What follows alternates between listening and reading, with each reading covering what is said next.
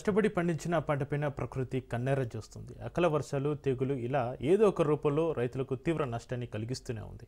ఒకవైపు మొంత తుఫాను కారణంగా చేతికి వచ్చిన పంట నష్టాల పాలైతే మళ్ళీ ఇప్పుడు తెగులు వెంటాడుతున్నాయి. ఇక ఖమ్మం జిల్లా సత్తుపల్లి నియోజకవర్గంలో కల్లూరు, పెనుబల్లి, వెంసూరు, సత్తుపల్లి మండలాల్లో సుమారు 10,000 హెక్టార్లకు పైగానే వరి పంటకు తెగులు సోకి 50% దిగుబడి పడిపోయినట్లుగా అంచనా వేస్తున్నారు. చేతికొచ్చిన పంట నష్టాల పాలు కావడంతో రైతులు తీవ్ర ఆందోళన చెందుతున్నారు. కొన్ని ప్రాంతాల్లో కళ్ళలో ఆరబోసిన ధాన్యం తడిసి మొలకలు రావడంతో కొనేందుకు ఎవరు ముందుకు రావడం లేదు.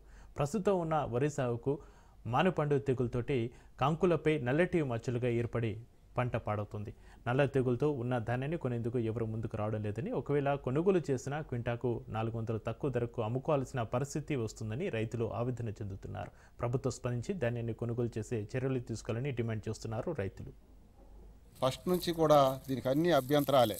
ఫస్ట్ వచ్చేటప్పటికి ఆకు ఎండు తెగులు BLB, ఈ 3 రకాల తెగుళ్ళు జరుగుతూ ఉంది. ఈ సంవత్సరం రైతులు కోల్పోలేనటువంటి.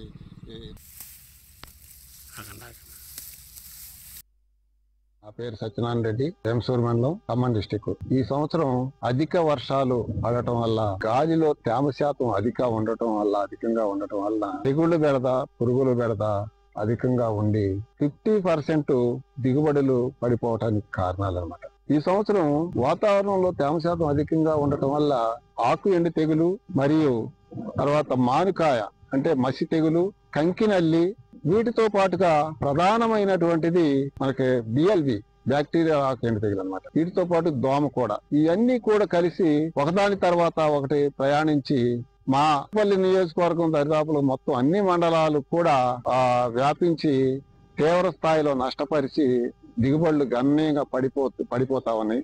ఇట్లాంటి పరిస్థితుల్లో శాస్త్రవేత్తలు, గవర్నమెంట్ సహకరించి వారికి నిధుల్ని కేటాయించి ఈ వాతావరణ ఒడిదుడుకులను తట్టుకునేటువంటి, ఈ తెగుళ్ళని తట్టుకునేటువంటి వంగడాలని రూపొందించాలని చెప్పేసి శాస్త్రవేత్తలకి తెలియజేస్తా ఉన్నాం. అధికారులకు కూడా తెలియజేస్తా ఉన్నాం, ప్రభుత్వాలకు కూడా తెలియజేస్తా ఉన్నాం. నా పేరు సత్యనారాయణ రెడ్డి.